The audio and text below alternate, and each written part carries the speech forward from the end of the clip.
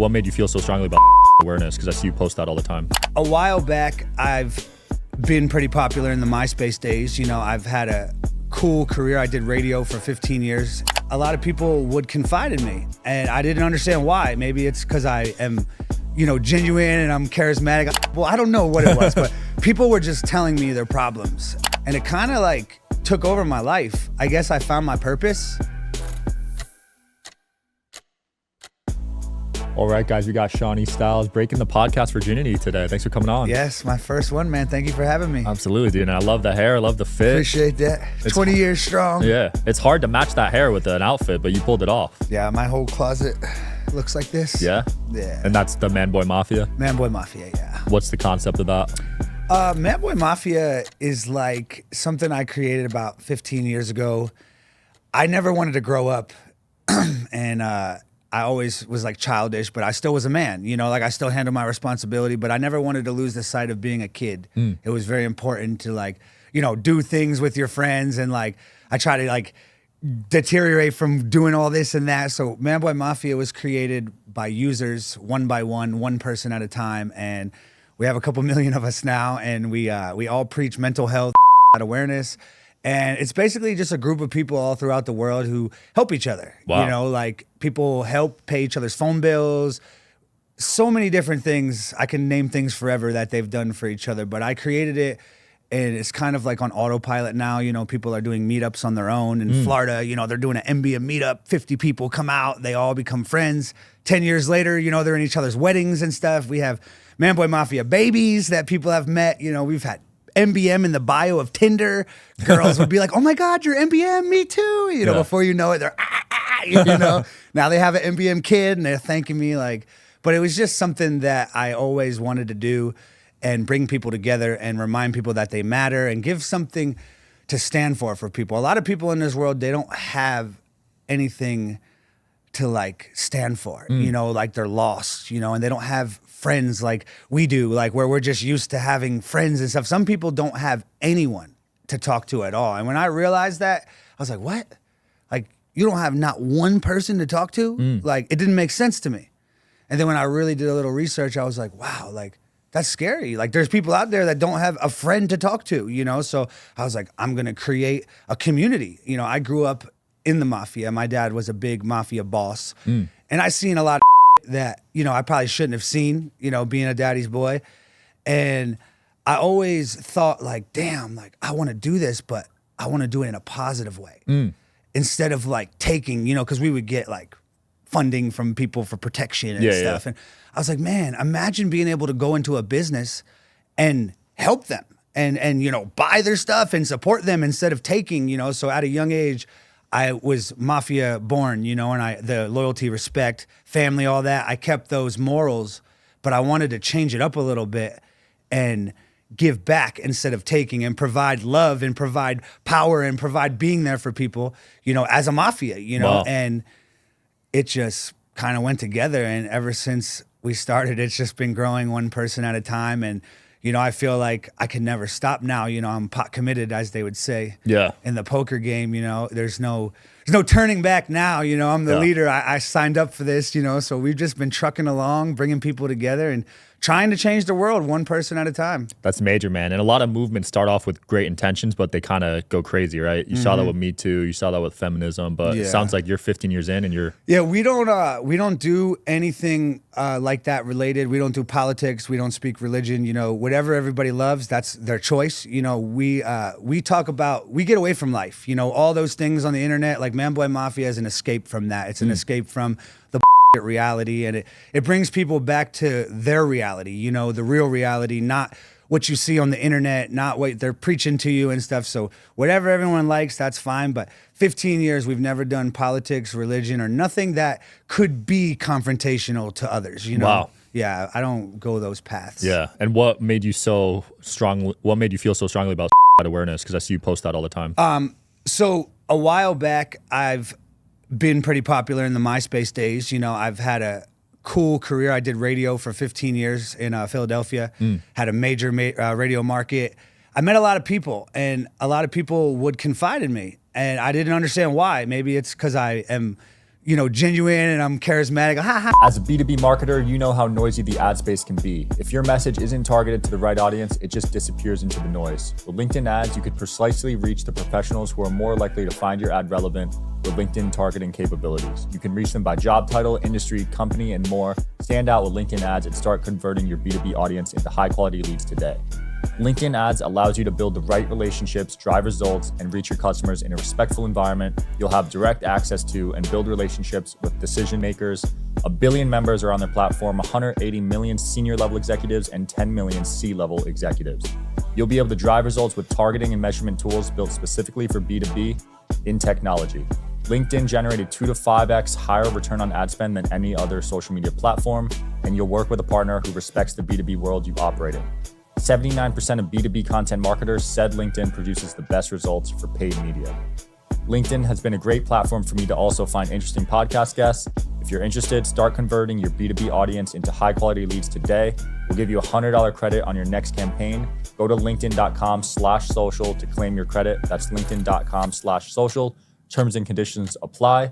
LinkedIn, the place to be. And I look, talkable. I don't know what it was, but people were just telling me their problems. And like, I was listening and I was just like, damn, like, it was just like, damn after damn, like, no way. Like, and eventually I was like, I must do something. And it kind of like took over my life. I guess I found my purpose because I did radio. I did a bunch of stuff. I was kind of just like living the life, partying, you know, going out every night in different nightclubs, emceeing them, women, all that good stuff.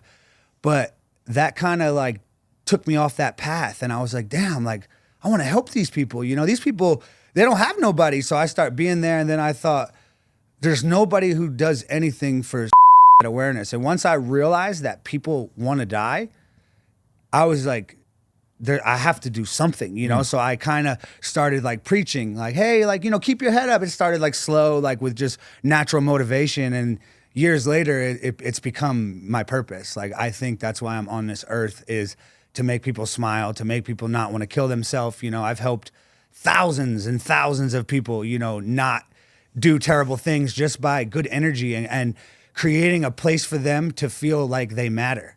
I preach a campaign called You Matter. I have my vehicles wrapped with You Matter. I bought a billboard here before that says You Matter. Wow. Just no branding, just You Matter. No logos, nothing. Just You Matter in their face, and my vehicles are wrapped. Like I said, I was at the gas station getting water. I fill up my water jugs there. Yeah. And this guy walked up and just lost it. And he had his family in the car, and I was like, are you okay? Like, what's going on? And he was like, you have no idea what's going on. I was like, I know. I was kind of bugged out at first because I didn't understand. And he was like, that message on the car, today was his last day. And he was taking his last ride with his family. Holy crap. Yeah. It's eerie, It's still, I don't understand it, but I was just like, what? Like, no way. And we talked at the gas station for like 20 minutes, and he was just hugging me. And he was like, that is the sign I needed. Just seeing that. I didn't even talk to him. I was just in my car getting water. Yeah. And he pulled into the gas station, he saw that. And he was like, he was like, I do matter. And that was what he needed to see. He was, I guess, looking for just any sign of hope to not do something terrible, And he said this wasn't a coincidence. We've been friends ever since. But that is what inspires me to keep going, being able to change people's lives with minimal effort. Yeah. Just by putting a message on my vehicle was able to help that man's life, and his wife, kid, they didn't even know what was going on, and a lot of times you never know what's going on. You really don't. You never, ever. And they don't tell you because they don't feel like they can. And I've learned that too. And I've learned that if I'm the approachable one, then I got to stand up and do that part, like I must do this, this is my purpose. And that's pretty much what I've been doing, is just, it just kind of spiraled into this. And now my whole life is just mental health awareness. Of course, I do other stuff. I have fun. I got my hands in everything. But my main focus is You Matter. And, now I do the Don't Give Up, because I almost wanted to give up. This was the first year of my life. I'm almost 40. I'll be 40 next year. Yeah. That I had a bad time. And I finally struggled with mental health. I've been doing this for 15 years without ever struggling with mental health. That's why I figured it was my purpose, because I was so natural with it. Yeah. and I was well versed without knowing anything. I'm not a therapist, but I just know what to say. The universe like makes me a messenger. I just say this stuff and I'm just like, ooh, like, yeah, he's cooking, you know, like, damn, let the boy cook, you know? And I hear myself as I'm saying it, because I don't know what, like now, I don't know what I'm saying. I'm just talking to you, you know? But that's how it pretty much went. And now, you know, I'm like, wow, I understand now. Like I did all of this without ever feeling it. Now this year, you know, my house burned down in New Jersey. I lost my father this year. A lot of things at one time, and it basically compromised my mental health. You know, it put me into a dark place where I was fighting every day, all while still being the leader, the strong one. So it was like, it was a little harder than your average because I couldn't, like I could show it, but like I still had a job to do. I still had people that were relying on me to be happy. They rely on me for happiness. Oh, good morning every day. You know, let's get up, let's this day up, you know, like, but it wasn't feeling genuine because I knew that I wasn't doing good, you know, but I still had to be the strong one. And I've had some people there for me, but I understand that like, you don't really care what people are saying sometimes, you know, like they're like, oh, like, you're going to be okay, Shauniee. Like, look at your house, look at your cars. Like, that doesn't mean you know, like people think that like, cause I have a cool life and I'm doing fun things like that, I'm not allowed to have a bad day. Like you're the leader, you're the strong one, you know? And these aren't my fans. These are like normal people that are looking at what I have and thinking that that is what makes a person happy. It's more like a, hey, I got it cause I can. It's cool to have, you know, but if it all lit on fire and disintegrated, like I wouldn't care. Yeah. But they go back to that stuff and they think that having a nice house or cars or friends or anything can fix your mental health, but it can't. It relies on you. You know, I had to put myself in check. I had to look myself in the eyes and say like, you got this, like, let's go. Like, and that's pretty much where it is. And it's been about a year and a half of struggle and fighting through my mental health. But I finally like got out of it, you know, like, I finally was like, whoa, like, I don't have that thing in my chest today. Like, holy cow. Like, you know, I think I'm doing all right, you know? And it was just one thing after the next. And it happens. It's life, you know, but you have to dust yourself off. It's not about the bad stuff that happens. It's the stuff that makes you better. This stuff makes you ready for evolution. And I think that I was evolving to the next level. And this was the universe's way to show me like, hey, like this is what it feels like. Because now I have a different and stronger understanding. Like I was doing this all for 15 years without like relating. Yeah, imagine talking about how great food is and this is the best, but you never tried it. Yeah. Like that was me, you know what I mean? Like, and it's not that it's fake because it's still all real. I just haven't been down that path yet. And now that I did, it's like I'm ready to like go. Like, you're gonna be a different animal now. Yeah, like I am different now. I'm ready to like, I must do something. Like now that I've experienced it, it's like, we must do something. So I've been gathering up my troops. I manage a lot of people, their mental health, a lot of influencers and celebrities. And all I ask, I don't take payment. I don't allow them to pay me. I get them a lot of amazing things. All I ask out of them is to remind their fans that they matter. That's what I work for. I work to be able to get my message out there to their people because I can't talk to their people, you know? And I try to explain to them, you never know. I know because I have experience and I have results. I've done this for years. They don't. Once they start getting results, you know, I have UFC fighters, all kinds of people. Once they do the You Matter and they check in on their fans and they do this and they get results, it becomes addicting. And that's fascinating to hear even UFC fighters have mental health issues because people just assume these are the toughest guys in the world. No, they're actually the UFC fighters, man. They are the strongest on the outside, but on the inside, it's really tough. You know, they train their whole year of their life. They dedicate everything to fighting for us, for our enjoyment, just so fans can go to the comments and be like, you suck. Like, it's a terrible thing, but it's life, you know, and they struggle heavy with mental health, you know, because they're always training, they're always in camp, they always have stuff. And then when they get their money, they have to give their money 12 different ways, you know, and everyone's like this, hey, you know, but I like to help them a lot. A lot of my friends are UFC fighters and they need that little rainbow unicorn in their life to tell them, yo, keep going, man. Like you got this. But the strongest ones are the ones who need it the most. I could see that. You just saw Ronda go on a little press tour talking about her journey. No, I didn't see Ronda Rousey. Ronda Rousey. Yeah, because she went from the top and then had that loss, and then the internet just started hating her. The internet is a very, very dangerous thing. There's a lot of people out there who that's all they do. And I try to explain to people, you realize that like there's people out there who have nothing better to do with their life. Yeah. Like that's all they do is just talk shit on the internet. Like that's how they get their fix.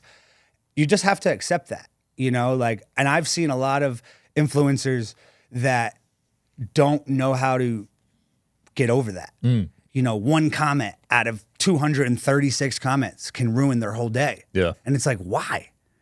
Is it some 14-year-old loser kid in his mom's basement on a fake account with 6 followers? Like, you can't see that that's not even, like, you know what I mean? Like, but it'll affect their whole day.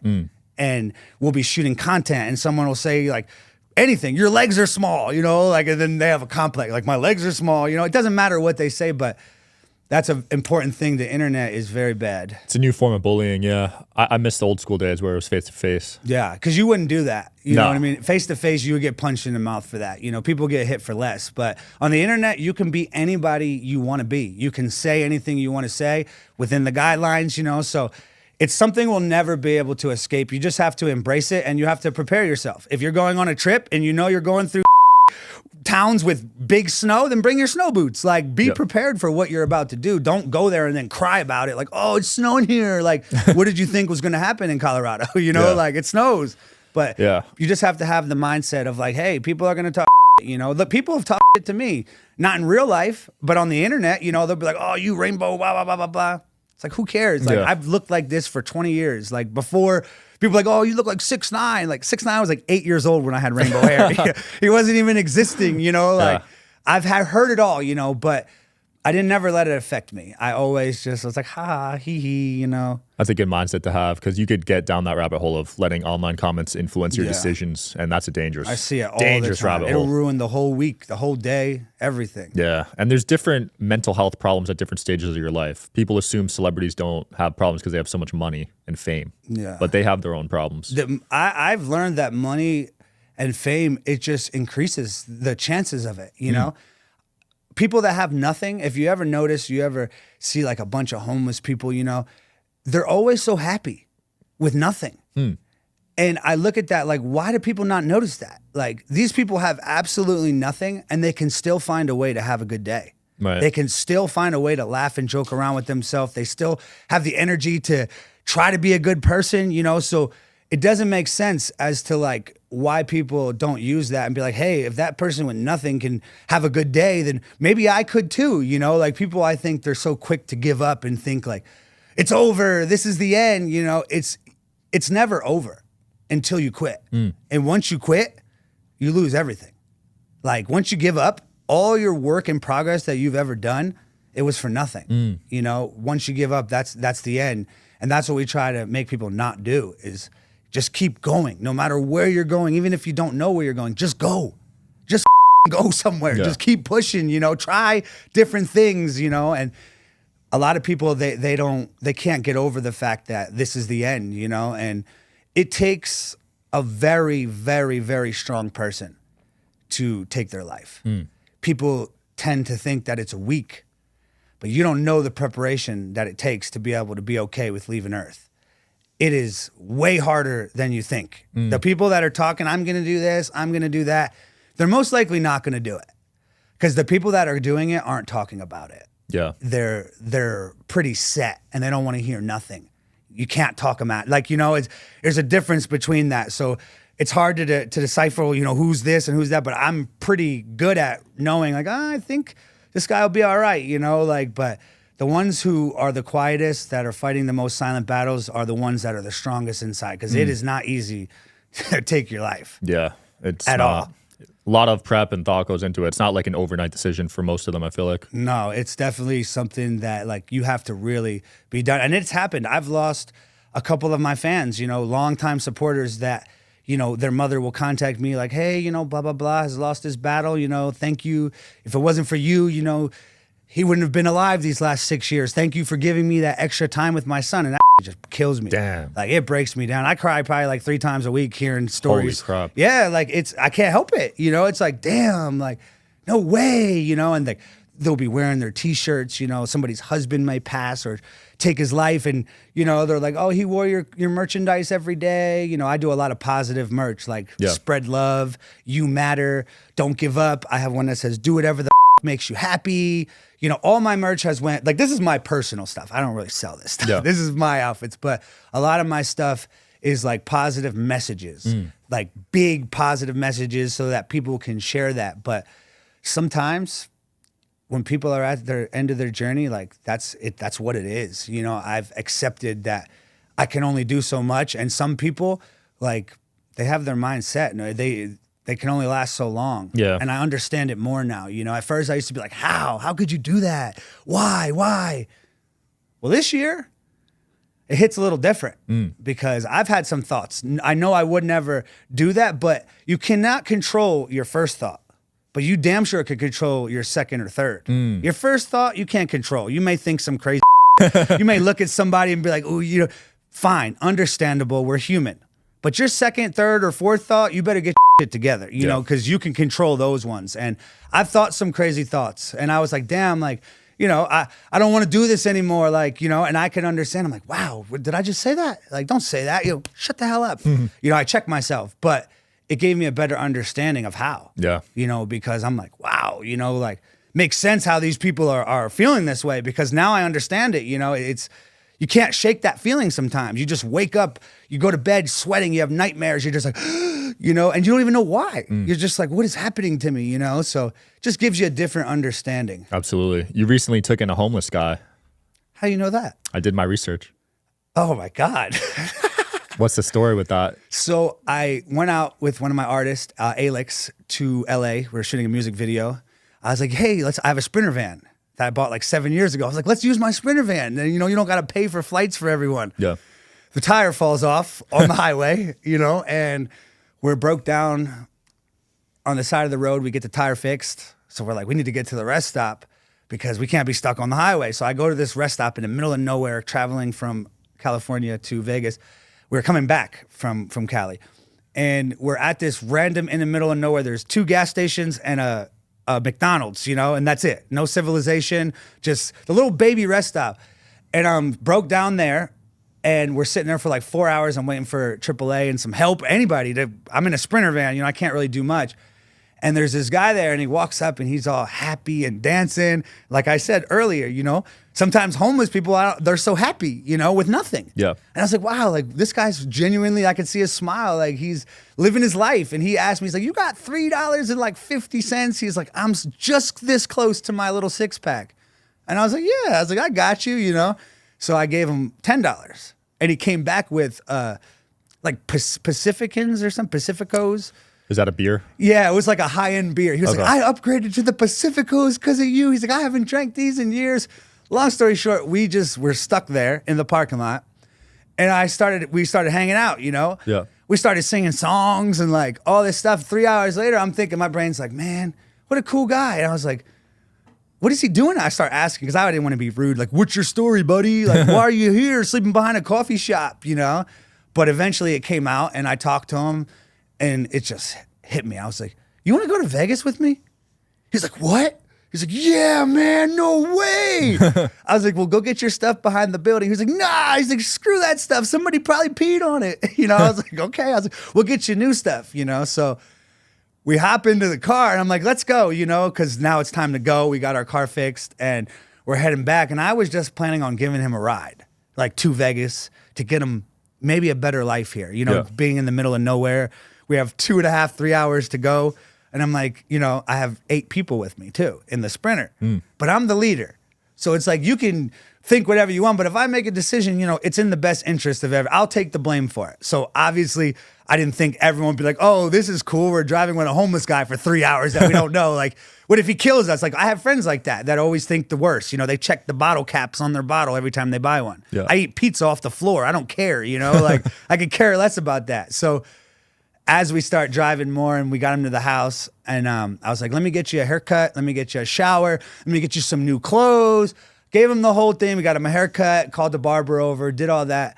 And then I kind of got like a little bit attached. So I was like, you know what? I said, let me put a tracker, a little tile on his book bag, so I can at least like if something happens, I know where he's okay. Because now I got a little attachment to him. I'm like, wow, what a cool dude. So I didn't take him to the strip. I let him stay at my house. I was like, you just sleep here for the night. We'll go to the strip tomorrow, set you up, get you a tent, whatever you want to do. And it just, every day I just pushed it back. And, now he's like a part of my group, like Nice. It's like, damn, we got him a little bit of work. We got him a haircut, new gear. We're testing out what he's good at. And he's just a happy guy. He sings songs all day. Another day in paradise. He wakes up every day, another day in paradise, and yeah, I don't think that was going to happen in my life, but this things happen a lot with me. There's a lot of decisions that are made on the fly, and that was one of them. I've never done that before, but my boy Tyrone was like, you would do some shit like that. I was like, yeah, because my friends, they're cool and happy and nice, but they're not really into doing that stuff. No, I'd say most people wouldn't. Most take in people a homeless. would not do that or pick up a hitchhiker like me. I'll pull over and be like, yo, you need a ride? Hitchhikers are risky these days. I know, but that's the problem is my brain doesn't tell me that. Yeah. I'm naive. I'm like, oh yeah, he needs bro, we're going that way anyway. Why can we not give this guy a ride? They're like, bro, what if he kills us? I'm like, no, never, but I'm It's wrong. a possibility. But Absolutely. you put out so much good energy, I'd be shocked if something like that happened to you. I try to tell them, but I think I'm protected. I think I've done enough in this world with my karma. I've helped countless amounts of people that I don't think that would be my way to go. I don't think I would be taken out by the hitchhiker, when I have a lot of people that I haven't helped yet. That's my thought process of risking it. Yeah. But yeah, we brought him back. We got him hired. We got him little side jobs and put some money in his pocket, get him some cigarettes. He hasn't drank since he's been with me. Nice. I gave him one beer at first just to, because my fans were like, oh, be careful. You don't want him to go into alcoholic shock or something when you drink and you stop drinking. So I was like, okay. I was like, well, here's a beer. I don't know. I've never drank before. I've never drank. I never did a drug, never took a pill. I smoke weed, never in my life. Wow. Yeah. I've had a sip of this, sip of that, but I don't drink. I don't get drunk. I don't do that. That's impressive. Anytime I've drank was somebody was like, come on, for me, it's my birthday. I'm like, oh, fuck. And I'm like, I'm one little shot, I'm gagging. I'm like, my eyes are watering. I'm like, you see why I don't do this, But I don't understand all that stuff, So I listen to what they tell me. If they say, hey, give him a beer, I gave him a beer. He's like, no, I'm good. I'm like, you're good? I'm like, do you feel like shaky or weird? Because I don't know, He's like, no, I feel like $1 million. He just cold turkeyed alcohol. Wow. That's mindset right there. And he told me that he only drank like that because what else does he have to do? He's like, why would I want to spend a full day just out in the hot sun and sober? I was like, I feel that. I feel that, man. Damn, it makes sense. He's like, I drink all day to go to the next day. So when he came out with us, he didn't want to drink or do any of that. He wanted to wake up and work. He was wanting to work. So I was like, you know what? This guy still probably has a little bit of a chance. So here we are now. He's just out there. I take him to the strip. I'm like, you want to go for a day or two? And it's how do I explain? This is, I don't mean it this way, but it's like a house cat. Yeah. You know how you have a cat you love, but you can't keep it in the house. It goes outside. Yeah. And it comes home, but it has to go outside. You open the door and the cat runs right out. Similar to that, So it's hey, you go to have your little fun, do what you got to do, but just know if you need a place to sleep, my door is always open to you. And that's where we're at right now, integrating back. We got him to the bus for $1 to go to the strip. He figured out how to get the bus to the strip. And now he can kind of get in where he fits in. He said he made $10 on the strip dancing for ladies. Nice. It's beautiful, Well done. He's like, oh, I want to give you 5 of it. I was like, no, the thought was nice though. He's like, I want to give you half for helping me. I'm like, it's okay, you can keep it. So yeah, that happened this week. Cool, man. Have you been to the tunnels, the homeless tunnels out here? No, I haven't. I don't know. I try to do my stuff in private. Everything I've ever done, I've never posted on social media. No. Do you think it would enhance it if you did? Not for me. Okay. I feel like it's not as genuine when people try to film my stuff. I don't like that. I don't know if I was homeless, I don't know if I would want someone putting a camera in my face in exchange for a burger. I don't know if that would be considered a fair trade. Because sometimes I don't want to be filmed, and it has nothing to do with that, So all the things I've ever done, usually I don't post it, ever. My social media has been more motivational stuff and like hee hee ha ha. Yeah. But like the things that I do, I don't really share. Obviously, I may have videos, people may document it, you know, for one day if we ever need it, but there's no videos of me on the internet. I don't have a YouTube. I've never made content. I've never done anything like that. Yeah. I literally just work behind the scenes and I go every day, but I don't post or make the videos about it. Wow. Yeah. And I'll vouch for that because I know we just met, but I know some crazy stuff about you. Really? I know Drake's been in your whip. You never posted that. No. So you were definitely authentic in that regard. We made like a cool, like, looks like me, you know, and we had these cars in Miami and what the hell's the guy's name that plugged that in? Artlana? No, Atlanta's fire though. I watched that guy. He's cool. I see him online. He paints.